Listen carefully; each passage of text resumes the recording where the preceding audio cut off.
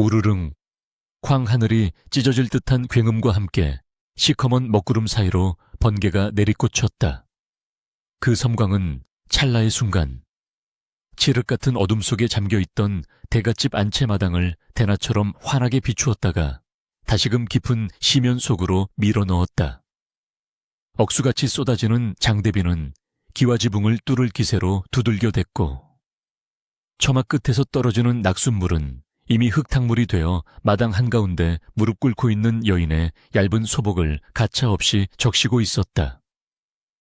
살을 애는 듯한 늦가을의 비바람이 뼛속까지 파고들었지만 서연은 흐트러짐 없이 두 손을 무릎 위에 모으고 고개를 숙이고 있었다. 빗물인지 눈물인지 모를 액체가 창백하게 질린 그녀의 볼을 타고 턱 끝으로 뚝뚝 떨어져 내렸고 흙바닥에 박힌 무릎은 이미 감각을 잃은 지 오래였다. 그녀의 입술은 파랗게 질려 덜덜 떨리고 있었으나 굳게 담은 인매에는 결코 꺾이지 않겠다는 서리빨 같은 결기가 서려 있었다. 바로 그때 닫혀있던 안방문이 거칠게 열리며 날카로운 고함 소리가 빗소리를 뚫고 마당을 울렸다. 내 인연 아직도 그 입을 열지 않겠다는 것이냐, 내 집안에 도둑년이 들어와 가문의 보물을 훔쳐갔는데 하늘이 무섭지도 않으냐. 툇마루 위 화려한 비단옷을 입고 서 있는 시어머니 최 씨의 눈초리는 밤하늘의 번개보다 더 매섭게 번뜩이고 있었다. 그녀는 손에 쥔 부채를 빳빳하게 펴들고 당장이라도 마당으로 뛰어내려와 며느리의 뺨을 후려칠 듯한 기세로 몸을 떨었다. 서연은 감히 고개를 들 생각조차 하지 못한 채 덜덜 떨리는 목소리로 간신히 입을 열었다. 어머님, 억울하옵니다. 소어머니께 맹세코 저는 옥지환을 본 적도 만진 적도 없사옵니다. 제발 통촉하여 주시옵소서. 그녀의 목소리는 빗소리에 묻혀 가냘프게 흩어졌지만 최 씨의 귀에는 그저 변명으로만 들릴 뿐이었다. 최 씨는 코웃음을 치며 툇마루 기둥을 내리쳤다. 닥쳐라, 내 방을 샅샅이 뒤졌으나 나오지 않았다는 것은 네가 이미 밖으로 빼돌렸거나 친정으로 보냈다는 증거가 아니더냐. 가난한 선비의 딸이라 하여 내 너를 불쌍히 여겨 거두었거늘 은혜를 원수로 갚다니 내년에 그 탐욕스러운 손버릇이 결국 우리 가문을 망치려 드는구나. 최 씨의 독설은 비수처럼 날아와 서연의 가슴에 꽂혔다. 안채의 회랑 뒤편에서는 하인들이 삼삼오오 모여 숨을 죽인 채 이 광경을 지켜보고 있었다. 그들의 눈빛에는 며느리에 대한 동정심과 마님에 대한 두려움이 뒤섞여 있었으나 감히 누구 하나 나서서 서연을 변호해 줄 수는 없었다. 이 집안에서 최 씨의 말은 곧 법이었고 그녀의 심기를 거스르는 자는 그 누구라도 살아남지 못한다는 것을 모두가 뼈저리게 알고 있었기 때문이다. 시간을 거슬러 올라가 불과 반나절 전만 해도 집안은 평소와 다름없는 평온함이 감돌고 있었다. 서연은 시어머니의 아침 문안 인사를 마치고 후원으로 물러나 남편 선우가 떠난 한양 쪽 하늘을 바라보며 무사 귀환을 빌고 있었다. 과거 시험을 치르러 떠난 남편은 서연에게 있어 유일한 버팀목이자 이 차가운 집안에서 그녀를 지켜주는 방패막이었다. 선우가 떠나기 전날 밤 그는 서연의 손을 꼭 잡으며 당부했었다. 부인, 내가 없는 동안 어머니께서 혹여 모진 소리를 하시더라도 부디 참아주시오. 이번에 급제하여 돌아오면 반드시 분가하여 당신을 편안히 모시겠소. 남편의 따뜻한 눈빛과 약속을 되새기며 서연은 하루하루를 버티고 있었다. 그러나 그 평화는 점심나절 최 씨의 비명소리와 함께 산산조각이 나고 말았다. 안방 장롱 깊숙한 곳에 보관되어 있던 가문의 대대로 내려오는 옥지환이 감쪽같이 사라진 것이다. 옥지환은 단순한 장신구가 아니라 집안의 맏며느리에게만 전해지는 권위의 상징이자 막대한 가치를 지닌 보물이었다. 최 씨는 즉시 집안의 모든 문을 걸어 잠그고 하인들을 집합시켰으며 그 누구의 방보다 먼저 서연의 처소를 뒤지도록 명령했다. 하인들이 서연의 방을 쑥대밭으로 만드는 동안 서연은 망연자실한 표정으로 마당에 서 있어야만 했다. 그녀의 소박한 옷가지들과 서책들이 마당으로 내던져지고 소중히 간직해온 친정어머니의 유품인 머리빗마저 흙발에 짓밟혔다. 그러나 샅샅이 뒤져도 옥지화는 나오지 않았고 오히려 그것이 최 씨의 분노의 기름을 부은 격이 되었다. 감히 어디로 빼돌린 개냐 내년이 아니고서야 이 집 안구조를 훤히 꿰뚫고 있는 자가 또 누가 있단 말이냐. 최 씨는 이 모든 것이 서연의 소행이라고 단정지었다. 사실 최 씨에게 진실 따위는 중요하지 않았을지도 모른다. 그녀에게 있어 서연은 눈에 가시 같은 존재였다. 몰락한 양반가의 딸로 지참금 하나 제대로 해오지 못한 며느리가 처치함부터 마음에 들지 않았던 것이다. 그녀가 원했던 며느리 가문 한양에서 세도를 부리는 역관의 딸이었으나 아들 선우의 고집으로 인해 어쩔 수 없이 서연을 받아들여야만 했다. 아들이 없는 틈을 타 서연을 쫓아내고 새로운 며느리를 드릴 구실을 찾고 있던 최 씨에게 옥지환의 실종은 하늘이 내려준 기회나 다름없었다. 다시 현재 차가운 빗줄기는 그칠 줄 모르고 더욱 거세지고 있었다. 서연의 몸은 사시나무 떨듯 떨려왔고 의식은 점차 혼미해져 갔다. 그러나 그녀는 쓰러질 수 없었다. 여기서 쓰러진다면 영영 누명을 벗지 못한 채 도둑이라는 오명을 쓰고 쫓겨날 것이 뻔했기 때문이다. 그녀는 아래 십수를 피가 맺히도록 깨물며 정신을 붙잡았다. 어머님, 제게 시간을 주십시오. 제가 반드시 옥지환을 찾아내겠습니다. 만약 찾지 못한다면 그때는 어머님의 처분대로 죽으라면 죽고 떠나라면 떠나겠습니다. 하오나 지금은 제발 이 비를 피하게 해 주십시오. 서연은 마지막 힘을 짜내어 간청했다. 그러나 최 씨는 차가운 미소를 지으며 하인을 불렀다. 여봐라, 마당쇠는 어디 있느냐. 당장 멍석을 말하라. 인연이 입을 열 때까지 매질을 멈추지 않을 것이다. 오늘 밤 안으로 자백을 받아내지 못하면 내 너희들까지 경을 칠 줄 알아라. 마당쇠가 주저하며 굵은 몽둥이를 들고 나타나자 서연의 눈동자가 공포로 크게 흔들렸다. 이것은 단순한 체벌이 아니었다. 사람을 죽일 수도 있는, 아니 적어도 반병신을 만들겠다는 사리가 담긴 명령이었다. 번개가 다시 한번 번쩍이며 마당쇠가 들어올린 몽둥이의 그림자를 길게 드리웠다. 서연은 질끈 눈을 감았다. 매질의 고통보다 더 끔찍한 것은 시어머니가 자신을 며느리가 아닌 짐승만도 못한 존재로 취급하고 있다는 사실이었다. 치거라. 최 씨의 서슬퍼런 명령이 떨어지려는 찰나 서연의 머릿속에 번개처럼 스쳐 지나가는 기억이 있었다.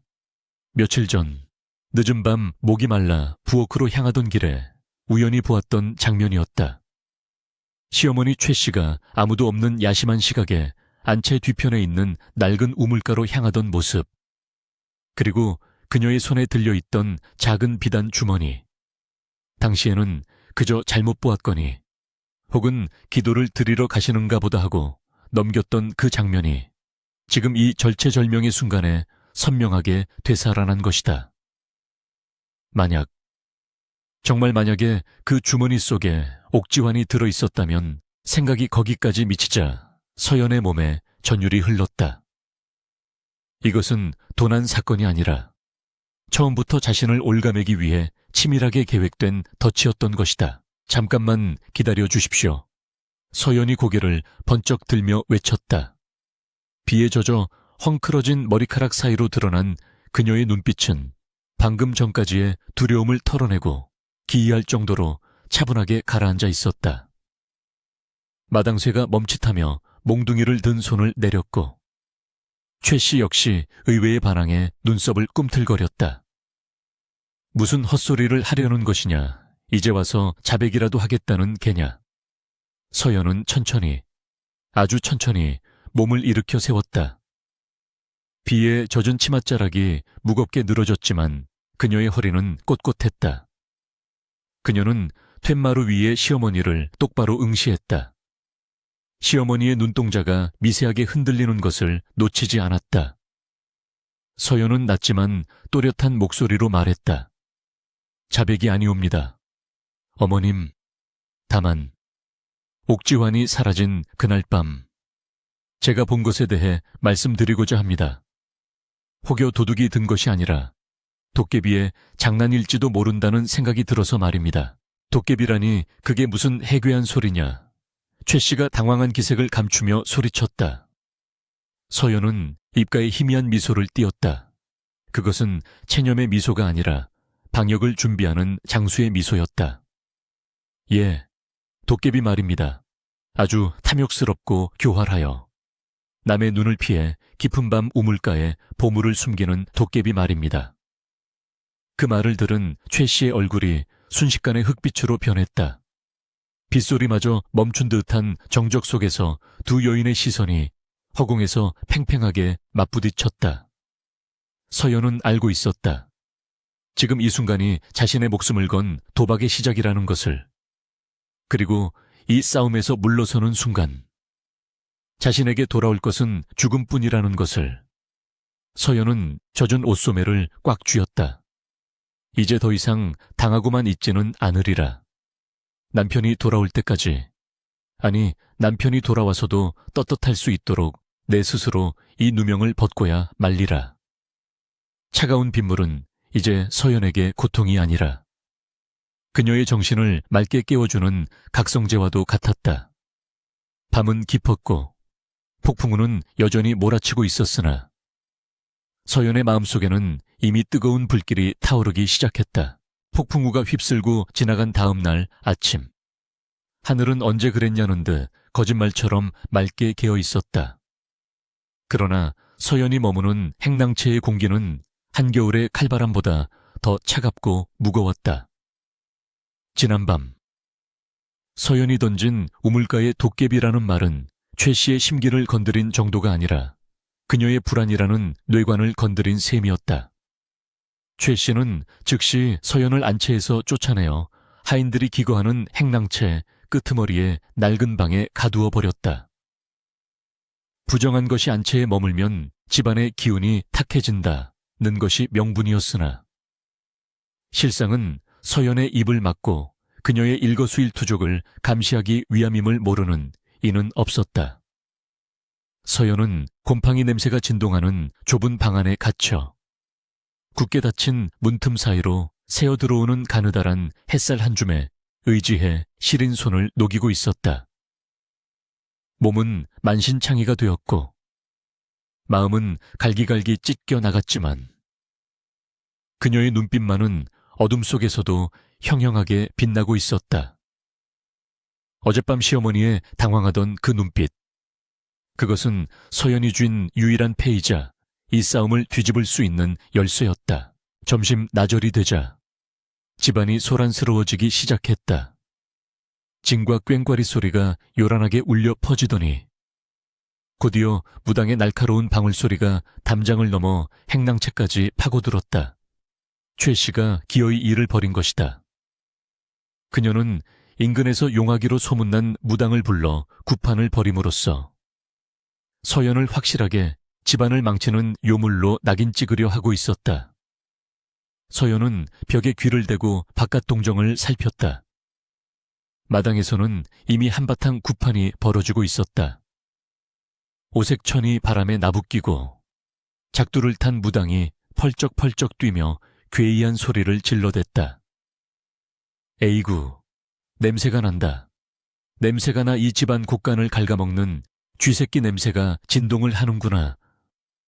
무당의 걸걸한 목소리는 일부러 행랑채 쪽을 향해 쩌렁쩌렁 울려 퍼졌다. 하인들은 겁에 질린 표정으로 그 광경을 지켜보고 있었고 최 씨는 대청마루에 앉아 근엄한 표정으로 무당의 춤사위를 내려다보고 있었다. 무당은 쌀이 담긴 녹그릇을 흔들며 서연이 갇힌 방 쪽으로 성큼성큼 다가왔다. 그리고는 문 앞에 팥과 소금을 냅다 뿌리며 악을 썼다. 물러거라 잡귀야 물러거라. 주인 몰래 곡간 털어먹는 도둑고양이야. 내 본색을 드러내고 당장 이 집에서 나가지 못할까. 팥 알갱이가 문창호지를 때리는 소리가 마치 서연의 심장을 때리는 듯 했다. 그것은 단순한 미신 행위가 아니었다. 집안 사람들 모두에게 서연을 부정한 존재로 각인시키려는 최 씨의 치밀한 심리전이었다. 이제 하인들조차 서연과 눈을 마주치기를 꺼릴 것이며 그녀에게 물 한 모금 건네는 것조차 두려워하게 될 것이 뻔했다. 서연은 무릎을 끌어안으며 치밀어 오르는 분노를 사겼다. 돈으로 매수된 무당의 입을 빌려 며느리를 요물로 몰아세우는 시어머니의 잔혹함에 치가 떨렸다. 하지만 지금 당장 뛰쳐나가 소리친들. 관계에 사로잡힌 저 구판 앞에서는 미친 사람 취급을 받을 뿐이었다.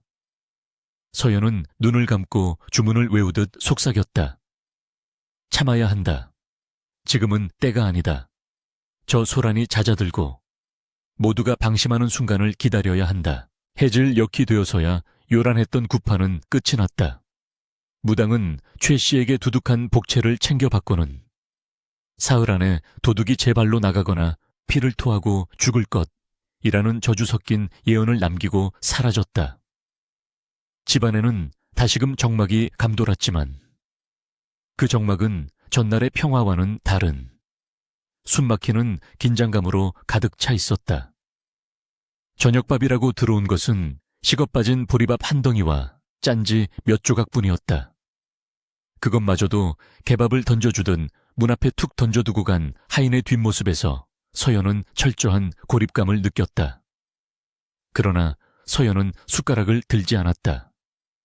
배고픔보다 더 시급한 것은 진실을 확인하는 일이었다.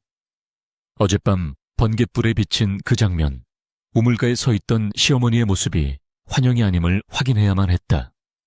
만약 자신의 기억이 틀렸다면 이 싸움은 시작조차 할 수 없는 계란으로 바위치기가 될 것이었다. 밤이 깊어 삼경, 밤 11시 1시 이 되자 집안의 모든 불이 꺼지고 사람들의 인기척이 사라졌다.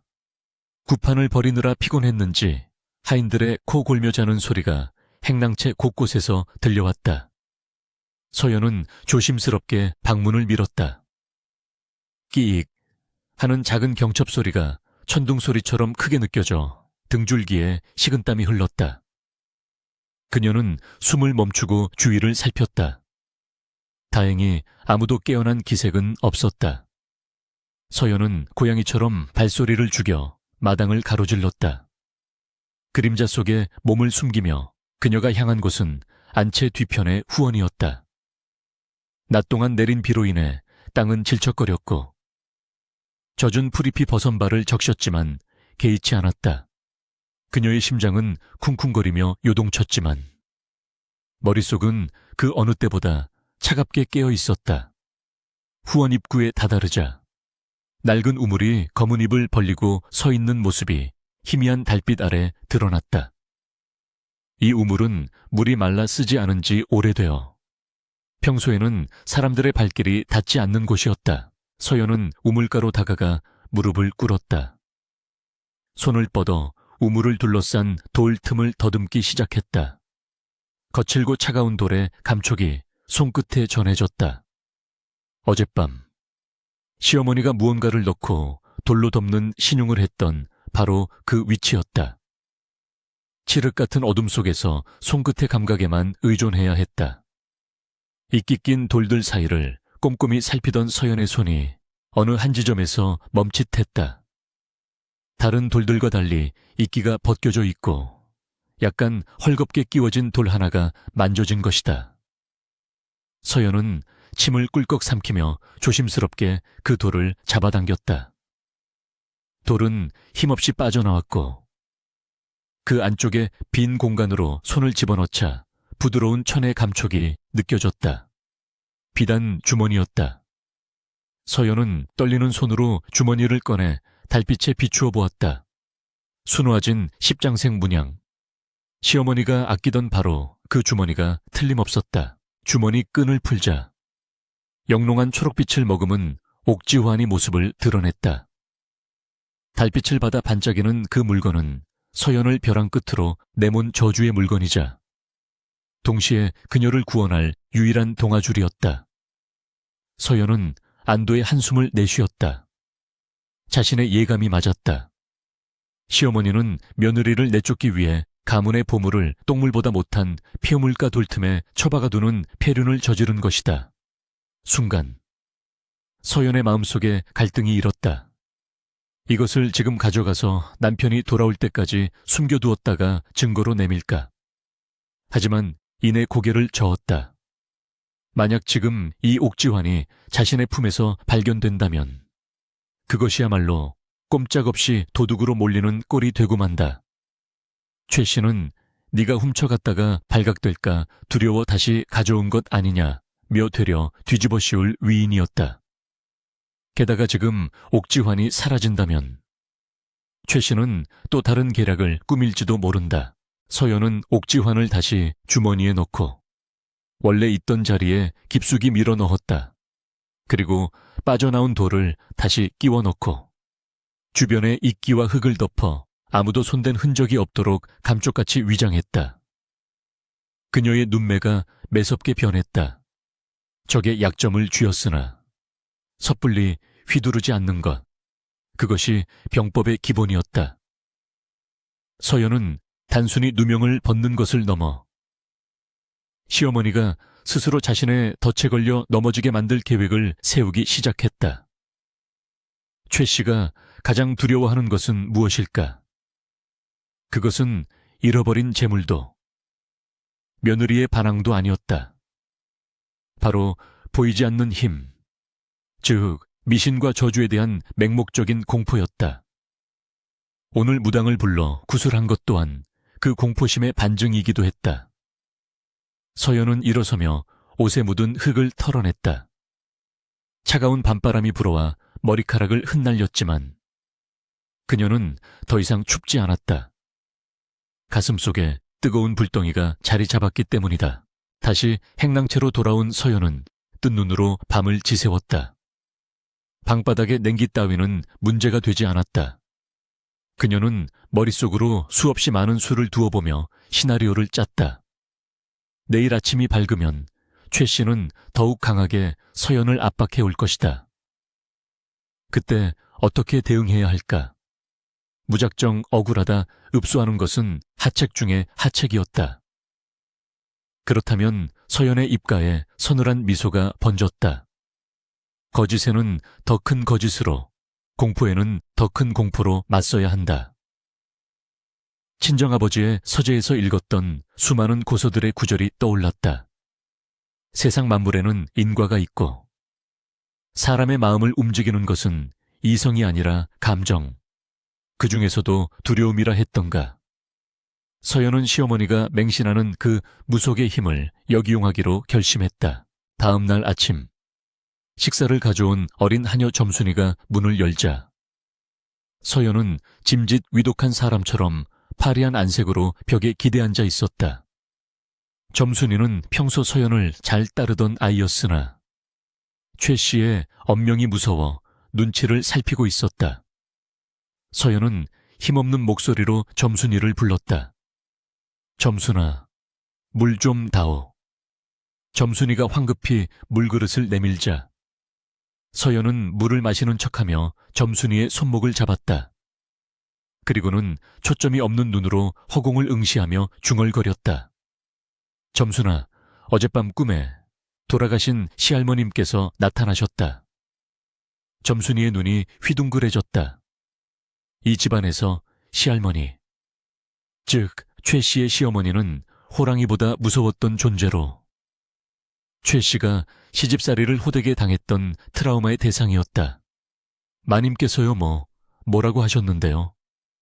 A씨, 점순이가 호기심과 두려움 섞인 목소리로 물었다. 서연은 목소리를 낮추어 마치 귀신 들린 사람처럼 음산하게 속삭였다. 옥지환, 그 옥지환에는 피의 저주가 서려 있다고 하셨다. 주인이 아닌 자가 탐욕으로 그것을 감추면 그 집안의 대가 끊기고 옥지환을 만진 손은 썩어문드러질 것이라고 점순이는 헉 하고 숨을 들이켰다. 서연은 점순이의 반응을 놓치지 않고 쐐기를 박았다. 그리고 그 저주는 사흘 안에 시작된다고 하셨어. 오늘 밤부터 집안에 곡소리가 날지도 모르겠구나. 서연의 말은 거짓이었지만 그 연기력은 소름 끼치도록 진실해 보였다. 순진한 점순이의 얼굴은 공포로 하얗게 질렸다. 서연은 알고 있었다. 이 이야기는 밥 한 끼 먹을 시간도 안 되어 안채의 하녀들에게, 그리고 결국에는 최 씨의 귀에까지 들어갈 것이라는 사실을, 소문은 발 없는 말이 되어 천리를 간다 했던가. 점순이가 행랑채를 나간 지 불과 2시간 만에 집안 분위기가 묘하게 돌아가기 시작했다. 부엌에서 일하던 하녀들끼리 수군거리는 소리가 들려왔고 안채 쪽에서도 왠지 모를 부산스러움이 감지되었다. 글쎄, A씨가 귀신이 들렸나 봐. 시할머니 귀신이 씌어서 저주를 예언했대. 옥지환을 만지면 손이 썩는다고. 아이고 끔찍해라. 하녀들의 입을 통해 증폭된 공포는 과장되고 왜곡되어 마침내 안방에 앉아있던 최 씨의 귀에 닿았다. 닿았다. 최 씨는 침선비 바느질하는 하녀에게 그 이야기를 전해 듣고는 들고 있던 찻잔을 떨어뜨릴 뻔했다. 뭐라, 시어머니 귀신이 최 씨의 등골이 오싹해졌다. 그녀는 평소에도 시어머니가 꿈에 나타날까봐 제사를 끔찍이 챙기던 위인이었다. 게다가 자신이 옥지환을 만졌고 그것을 숨겼다는 사실을 누구보다 잘 알고 있는 그녀로서는 주인이 아닌 자, 손이 썩어문드러진다는 말이 마치 자신을 겨냥한 비수처럼 느껴졌다. 서연은 좁은 방 안에 앉아 조용히 때를 기다렸다. 바깥에서 들려오는 웅성거림은 그녀의 작전이 성공적으로 먹혀들고 있음을 알리는 신호탄이었다. 이제 최 씨는 자신의 탐욕과 죄책감, 그리고 공포심이라는 3가지 독에 중독되어 서서히 이성을 잃어가게 될 것이다.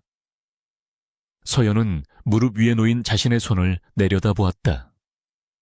거칠고 투박하지만 남의 것을 탐하지 않은 깨끗한 손이었다. 그녀는 주먹을 꽉 쥐었다. 어머님, 이제부터가 진짜 시작입니다. 당신이 놓은 덫에 누가 걸리는지 똑똑히 지켜보십시오. 서연의 눈동자 깊은 곳에서 서늘한 복수의 불꽃이 타오르기 시작했다. 안채의 공기는 무겁게 가라앉아 있었다. 마치 보이지 않는 먹구름이 집안 전체를 짓누르는 듯했다. 서연이 점순이를 통해 퍼뜨린 옥지환의 저주에 관한 소문은 하인들의 입을 타고 순식간에 담장을 넘어 사랑채까지 번져나갔다. 옥지환을 탐한 자의 손이 썩어 문드러진다더라. 밤마다 우물가에서 귀신 곡소리가 들린다더라. 근거 없는 낭설이었으나 공포는 전염병보다 빠르게 사람들의 마음을 파고들었다. 특히 그 공포의 진원지인 안방마님 최 씨의 불안은 극에 달해 있었다. 그녀는 하루 종일 방 안에 틀어박혀 자신의 손을 들여다보았다. 기분 탓인지 아니면 서연의 저주 섞인 말이 시가 된 것인지 옥지환을 만졌던 오른손 검지와 중지 끝이 괜스레 욱신거리고 가려운 듯한 느낌을 지울 수가 없었다. 최 씨는 수시로 쑥물에 손을 담그고 비단 수건으로 벅벅 문질러 닦았으나 마음속 깊이 파고든 찜찜함은 씻겨 내려가지 않았다. 서연은 행랑채 쪽마루에 앉아 하늘을 올려다보았다. 구름 사이로 희미하게 비치는 달빛이 마치 그녀의 앞길을 비추는 듯했다. 지금쯤이면 시어머니의 의심과 두려움이 임계점에 다다랐을 것이라 판단한 서연은 마지막 승부수를 띄우기 위해 몸을 일으켰다.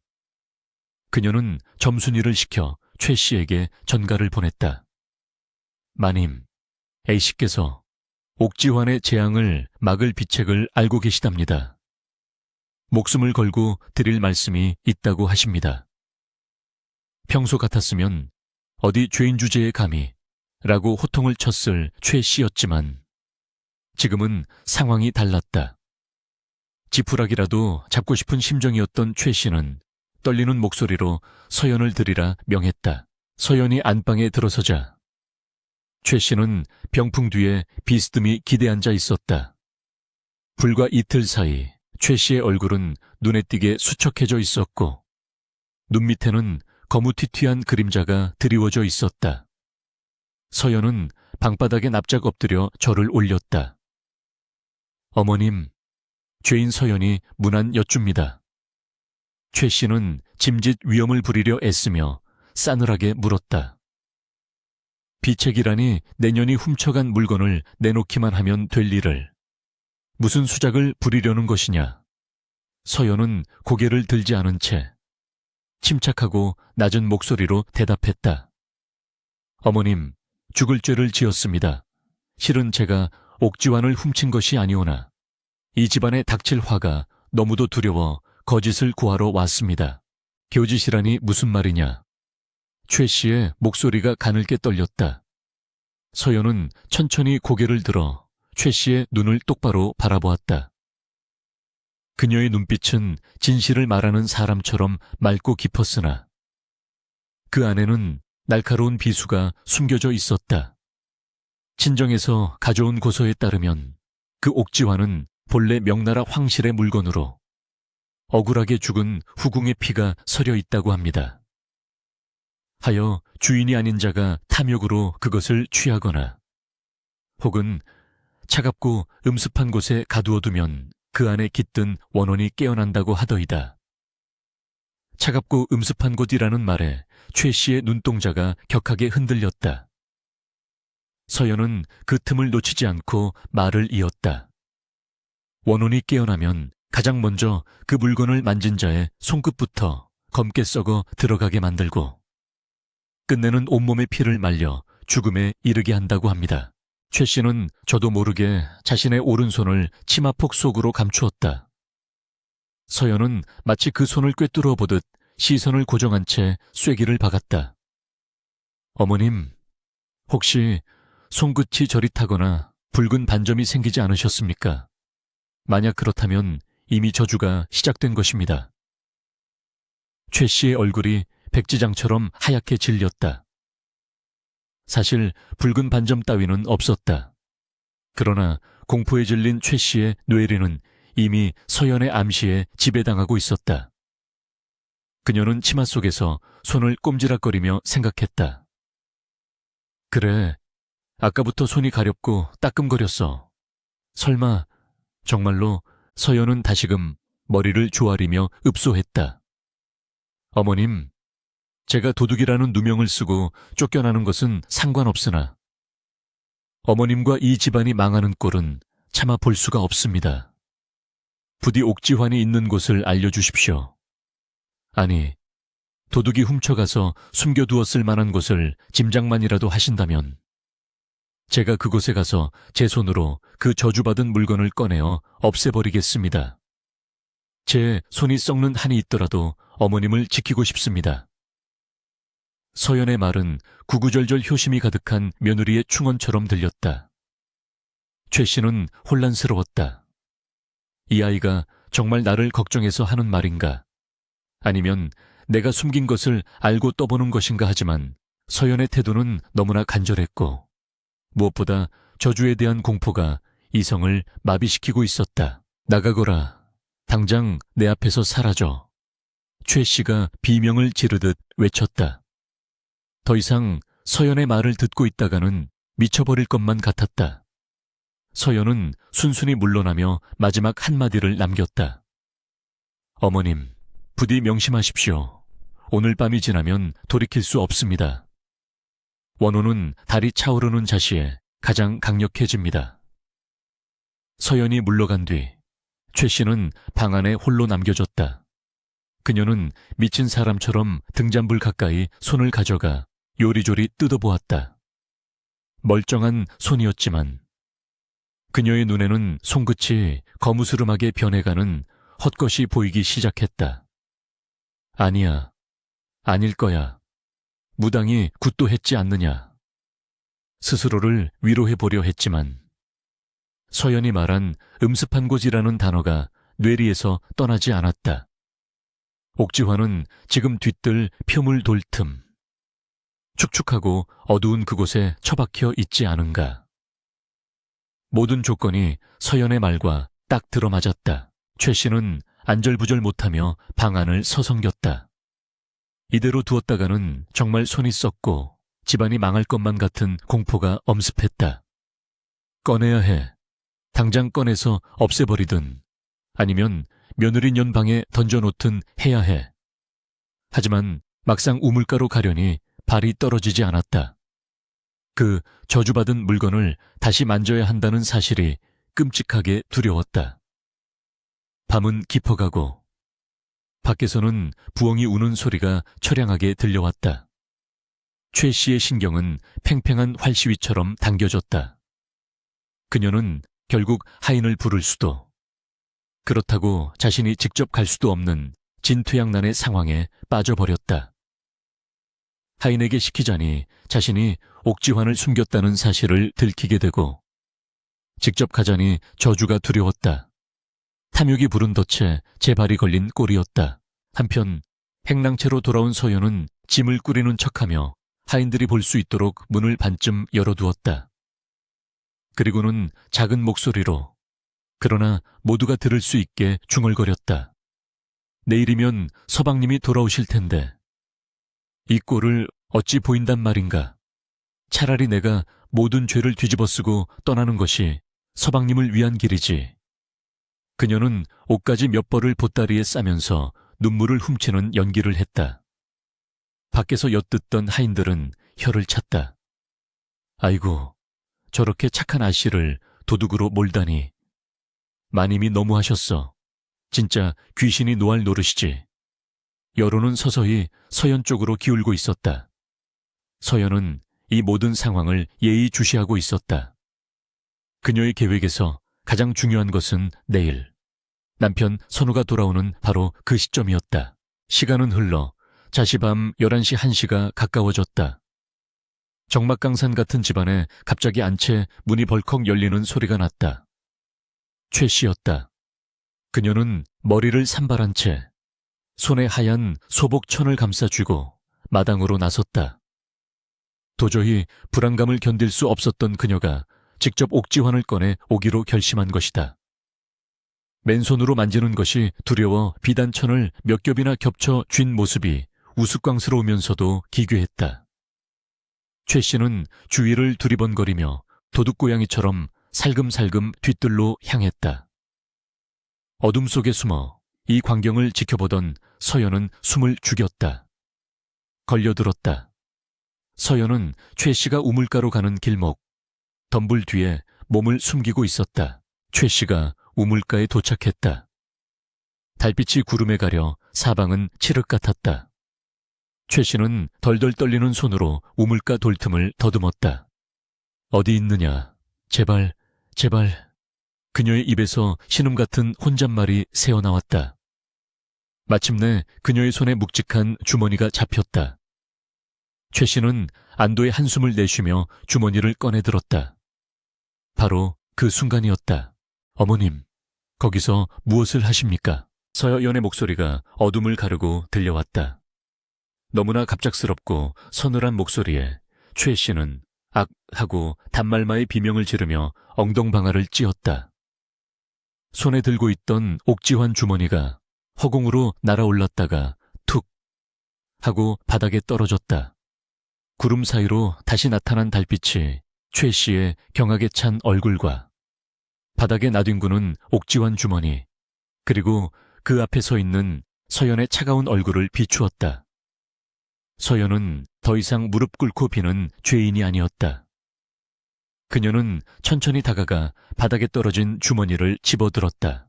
이 밤중에 어머님께서 어찌하여 도둑이 숨겨두었다던 옥지환을 직접 찾고 계시는지요? 서연의 물음은 날카로운 창이 되어 최 씨의 심장을 겨누었다. 최 씨는 입술을 달달 떨며 아무 말도 하지 못했다. 공포와 당혹감, 그리고 수치심이 뒤섞여 머릿속이 하얗게 비어버렸다. 서연은 손에 쥔 주머니를 높이 들어 보이며 말했다. 이것이 어머님의 손을 썩게 만든다는 그 물건입니까? 아니면 어머님의 양심을 썩게 만든 탐욕입니까? 그때였다.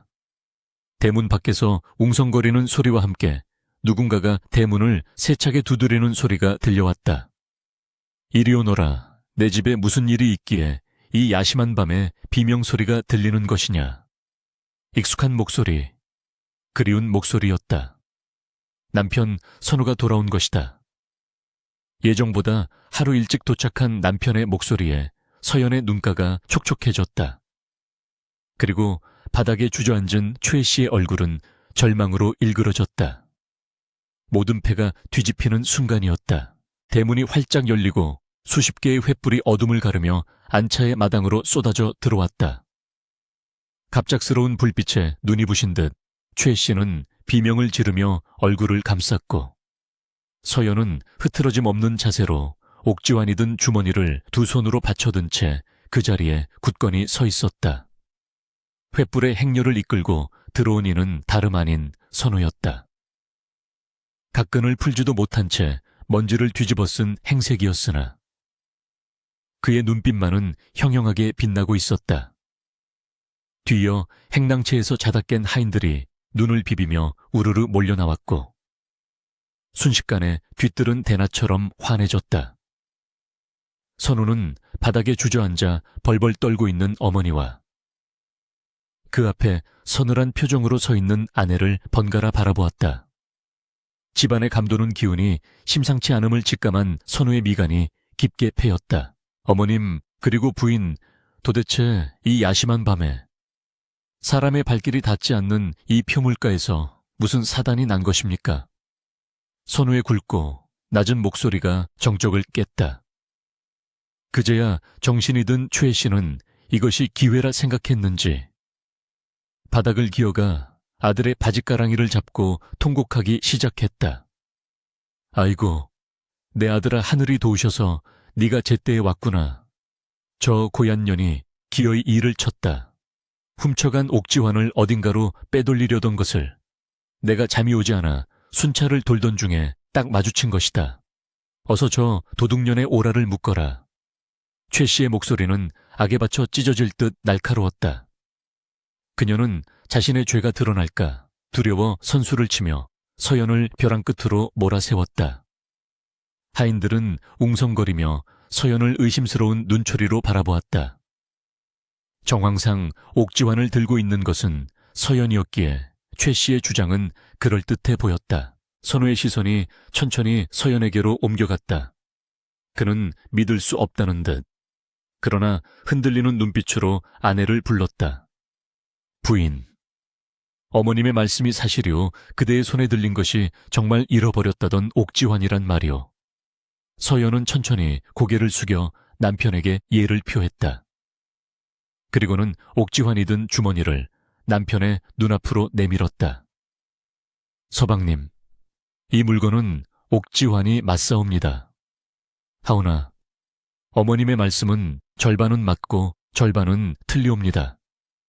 서연의 침착한 태도에 선우는 의아함을 느꼈다. 도둑질을 하다 들킨 사람의 기색이라고는 전혀 찾아볼 수 없었기 때문이다. 무엇이 틀리다는 말이오. 숨김없이 고하시오. 서연은 무릎을 꿇고 앉아 또렷한 목소리로 말을 이었다. 제가 이 옥지환을 들고 있는 것은 사실이나 이것을 꺼낸 것은 제가 아니옵니다. 방금 전 어머님께서 직접 저 돌틈 사이에서 꺼내신 것을 제가 주운 것입니다. 최 씨는 펄쩍 뛰며 소리쳤다. 이런 천벌을 받을 년이 거짓말이다. 내가 미쳤다고 내 물건을 저런 더러운 곳에 숨긴단 말이냐.